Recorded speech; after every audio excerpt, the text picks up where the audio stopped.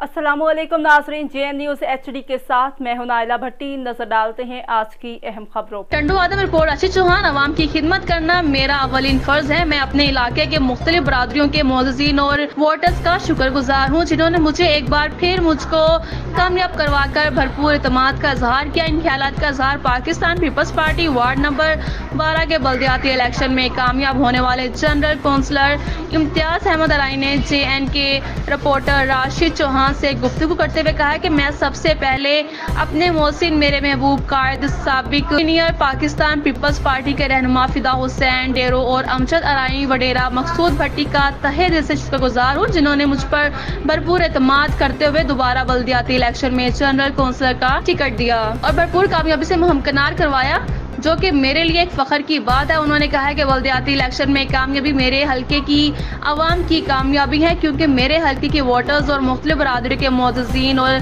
आवाम ने जिस जोश जज्बे के साथ मुझसे मोहब्बत का वोट देकर मुझसे मोहब्बत का इजहार किया है, मैं इनको खराजे तहसीन पेश करता हूँ।